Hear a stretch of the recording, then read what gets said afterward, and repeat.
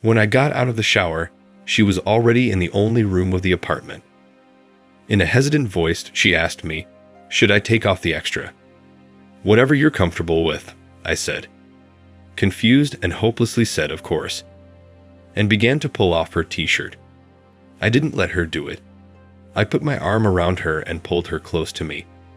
Her big deer eyes looked at me with a kind of fear. Then she said something like, "Let's start," put her arms around my shoulders, and pressed her lips to my mouth. And then I could barely stand on my feet. My legs buckled from her lips. I don't know. That doesn't happen to me very often. It's like a strong surge of emotion when you get swept up in a wave that knocks you off your feet. It's not often the second time in my life. The first time was when I fell in love and had my first kiss. Even though I was 24 at the time, that was probably my first real kiss. I grew up shy in a bad way. And now I'm back at 36 with a girl I've known for like 20 minutes, and that cost me quite a bit of money, but first things first. But it's all pure truth.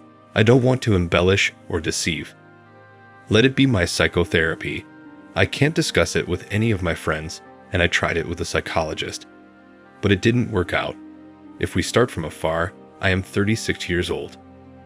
I am not stupid, but I was too modest and too stiff, and I didn't know how to talk to girls. And as a result, I had my first kiss when I was 24. And at 24, I fell head over heels in love with an 18-year-old girl who really liked male attention. She ignored me for a year. There was suffering. There were other girls in between. But my stubbornness won out, and we started dating and living together. And 4 years later, we broke up. I was an idiot. I didn't know how to appreciate a person. Well, she still loved male attention. She got a boyfriend, and we broke up. I quit my job, moved to another city, wanted to start another life, and it didn't work out. 2 years of living in a strange place had a lot of plans, but I'd come home from work, turn on the game, and play. Sometimes went for a bike ride or to the gym, but that was more of a rarity. There were girlfriends, but nothing serious. I was in a relationship for 2 months at the most. I didn't stop being an idiot. And then in 16, I started to correspond with the younger sister of my school friend. She was 19, I was 29. I was convinced about cheating, since my first love was constantly cheating on me. Ignored me, it was a sore spot for me. And talking to this girl, I realized that she may not be great, but she would never cheat on me. Outwardly, she's quite my type, and we lived in different cities, and I am sent on a business trip to her in the city. There we meet, go to the cinema. I think everything is normal and short. I'm not going to drag it out. I proposed to her, and we got married that same year. At first I was happy, but there were things I didn't like about her. She was constantly dissatisfied with a lot of things. She complained a lot about everything. She was very stubborn. And in short, there were a lot of fights. But overall, I didn't want to ruin the relationship, and we were just lapping it up. I wanted to remember examples, and such nonsense comes to mind, so shallow and stupid. But I can add that we have almost nothing in common. She does not read books, movies, and TV shows we very rarely when we can watch together. Spending time together, too, does not always work out. The bed was great. I can't take that away. 6 months later, she got pregnant and gave birth to my beautiful daughter, who is now 5 years old and is the most important person in my life. I can't tell you how much I love her and want her to do well. After my daughter was born, life changed. After 5 years, our relationship is at a standstill. We hardly ever watch movies or soap operas, and sometimes I have nothing to talk to her about. She loves me, and I love her in my own way. Intimacy has deteriorated since the birth. She wants to once every couple of weeks, sometimes less. I've tried to talk about it, but all I get in return are recriminations and resentments. And last year, I cheated on her for the first time. I went for an interesting massage. I can't say that I liked it, but I got a beautiful girl and overall it went well. except for the guilt. This year, I started going on business trips often and cheated on her a few more times. Once again, a massage, and a few times I had already invited a butterfly. Mostly I was getting guilt and frustration, but I was looking for something. I couldn't figure it out. I was missing something. The last few times I wanted romance. I wanted to find a young, unspoiled girl dressed in casual clothes. We would have tea, and then through kissing we would get down to business. I wanted tenderness, I wanted simplicity, I wanted emotion, and I get a maiden surrounded by lingerie. I realized I was looking in the wrong place, and maybe I didn't realize what I was looking for myself. So a couple of weeks ago, it's business trip night. I go to the website and see Katie's profile. I call her up, make an appointment, buy some candy at the store, and go over there. I meet her in front of the house. She looked about 19 to 20 years old. Even in the elevator, she told me that I was her first in this regard. On the outside, I immediately liked her, slender and very pretty face with big deer eyes. We went upstairs and ended up in the apartment. She was very nervous. She didn't know how to behave. Neither did I. She said she had come as a tourist, but that her friends had missed their flight. The landlord of the apartment they had rented had cheated her, and she had nowhere to live. No money for a return ticket, so she decided to make some money. And so she is a nurse in a children's clinic, often repeated that I did not complain to the manager that she would do everything right. I listened and honestly did not really believe her. Figured she was probably a beginner. Came a long way from her town to stay out of the limelight and either change her mind or something. We talked. I had a mug of tea. She offered me a drink. I declined, but asked her if she wanted a drink. Katie agreed and pulled out a bottle of yellow drink. And I went for a shower, then a kiss, and I just dissolved into her. Maybe we have diametrically and genes, and my DNA squealed all over my hormonal system. We need those genes. I don't know what it was. We moved to the couch. She was rushing me more. I guess she wanted it to be over as quickly as possible. I wanted to stretch it out. Her figure is gorgeous, just out of my dreams. It's my ideal in terms of looks. She was afraid. I kept asking her exactly what she wanted. I enjoyed having fun with her. I tried to be careful and gentle with her, but apparently it still wasn't the norm for her. When we were already lying and talking afterwards, I ran my hand over her form, and she said in response, "Please don't do that again." I wasn't going to. We talked. I told her about my experience with people like her. She said I was cool. Then we packed up and went into the kitchen. I opened the airline website and looked up tickets to her house. There were inexpensive tickets with luggage for the next Wednesday. I offered to buy her that ticket. You should have seen her eyes go round. You could see how much it moved her. This is where I must have believed her, bought her the tickets, and our hour was over. I offered to meet her the next day to go out for lunch. She told me to call her. I had the phone number, so I left. In the evening at home, I couldn't get her out of my mind. Called her, offered to rent her another place before she left. With no strings attached, she refused. The next day, I tried to contact her again. She refused. In the evening, she wrote in her correspondence that she didn't have time for that. She was on call yesterday. But she also wrote that she had rented a hotel and moved out of that apartment. She even sent me a picture of the new hotel. And then the next day. The day at work, in the evening, I wanted to see her again.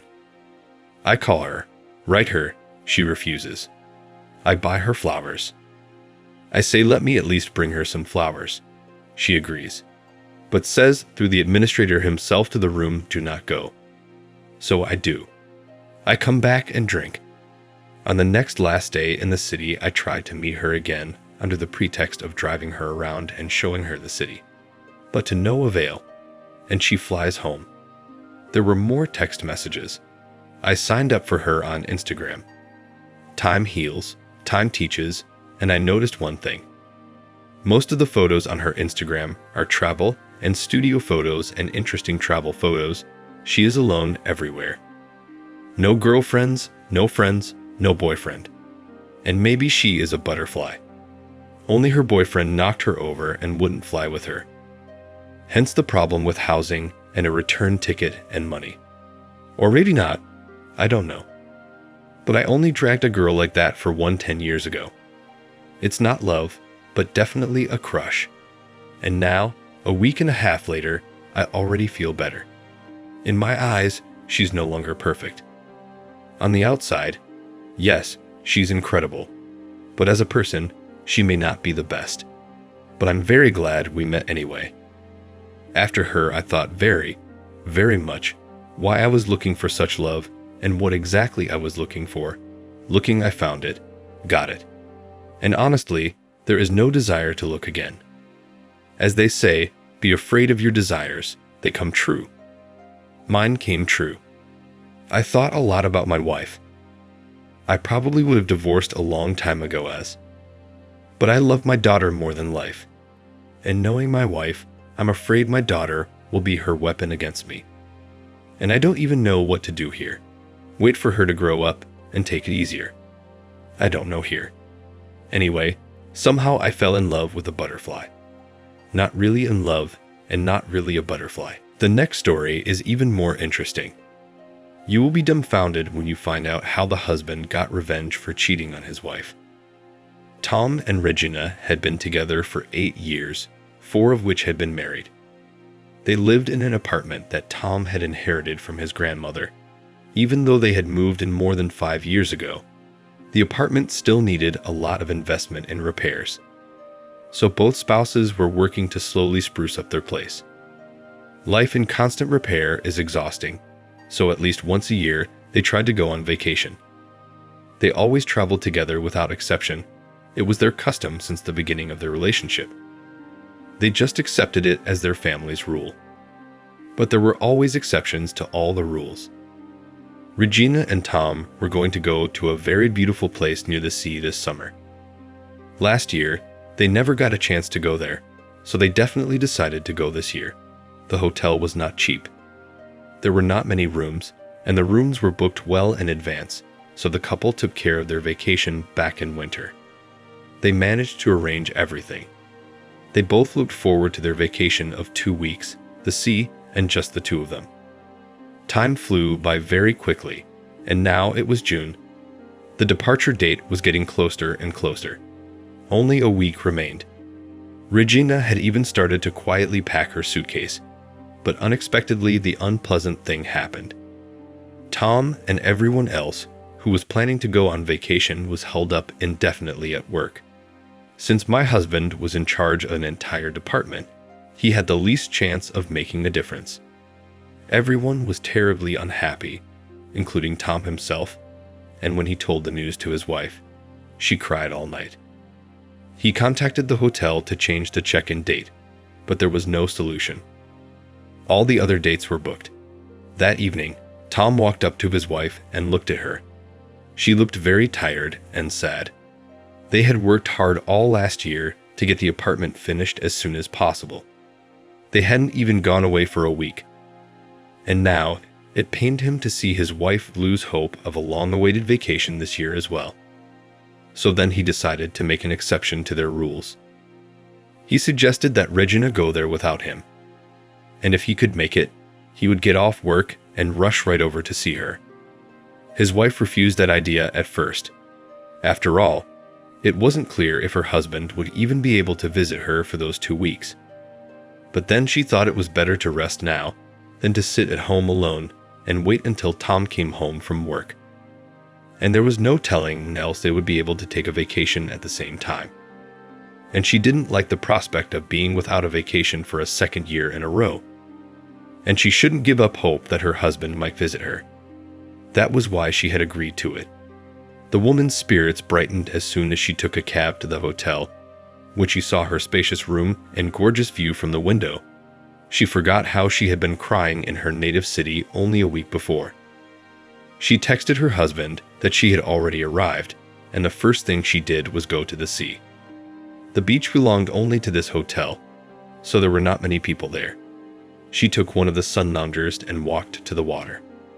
When Regina was knee-deep in the water, a man not far from her drew her attention. First, he was as pale as she was, while the other visitors to the beach had already acquired a nice, even tan. Secondly, this same man seemed remotely familiar to her. Regina. She heard her name. She was not mistaken. She really knew the man. Max? How old? How many winters? She exclaimed back. They hugged each other and began animatedly asking each other how it was that they happened to meet in another country. Max looked just unbelievable. However, as it was before, Regina's close friend had dated him back in high school, and Regina herself was quietly jealous of her. Secretly, she herself was in love with the guy, but she thought it was all wrong. Then her friend broke up with him, and Max himself moved to another city to study. So this secret love did not get any continuation at that moment. And now fate has brought them together again after all these years, and in such a pleasant place, where she came without her husband. Inwardly, Regina assumed that this was a sign. They swam for a while and then chatted on the chaise lounges for a long time when they should have been leaving. They suddenly found out that their rooms weren't far from each other. "We'll be neighbors, come and visit," Max said, and Regina got goosebumps on her back. Later they met for dinner.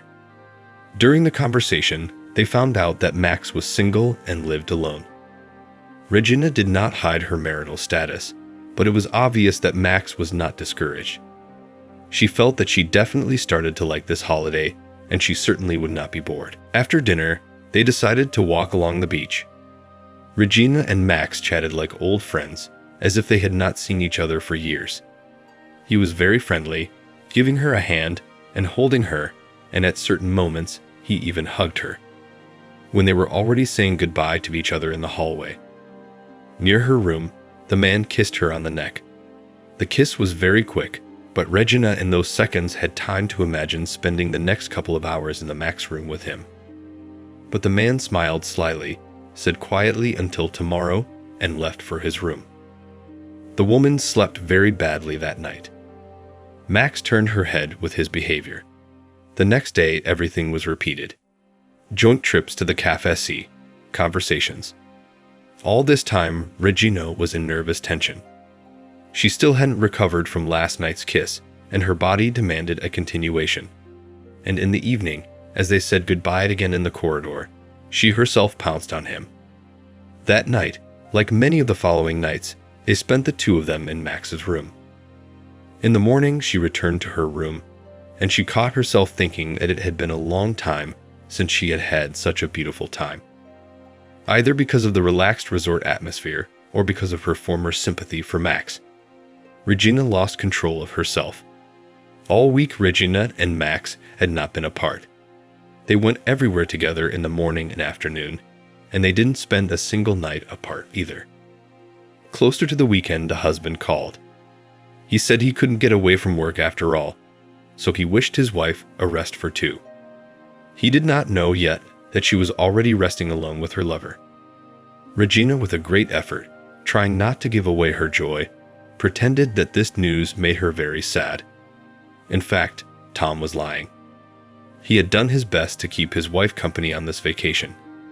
He remembered every day how much she didn't want to go without him, so he decided to surprise her. When he arrived, he immediately went to his and his wife's room to see his wife. But to this surprise, Regina was not there. He didn't lose his temper and went to the front desk to ask where his wife could be. The smiling girl answered that she had just returned with her friend Max, and she must be with him now. Tom stood in a daze for a minute, not knowing what to say. Then he asked for his friend's room number. From there, it was all a blur. The husband knocked on their door. Max opened it for him. The husband did not know the man standing in front of him, but he knew exactly who was in the bed behind him. It was Regina, and she was caught red-handed on the spot. The husband did not cause a scandal. He saw that his wife had made her choice, so he just went to his room. Yes, it hurt him, but it would have hurt even more to stay there. He packed his things and went home. To her own surprise, Regina felt no shame and regretted nothing at that moment. She only smiled sweetly, telling her lover that now, apparently, she was a free bird, too. So why don't they start living together after their vacation, since they're so good together now? Max just smirked. Did you think we were serious? It's just a normal holiday romance. The only difference between you and me is that you're caught, he said. Regina was taken aback. So he'd been lying to her the whole time. So he has a family that he decided to walk away from here. And Regina just lucked out on him. The woman was just crushed by this news. After a couple of days, Max left, and she still had some time to decide what she should do. The woman was no longer in a happy mood. When she arrived home, Tom had already changed the locks on the door. She started to call him, but he didn't pick up. The wife decided to wait for him until the evening to try to get him to forgive her after all. But when he arrived, he wouldn't talk to her. All he said was that he was filing for divorce and his things were on their way to her parents. Regina had no choice but to go to them. Her mother came at her with her fists.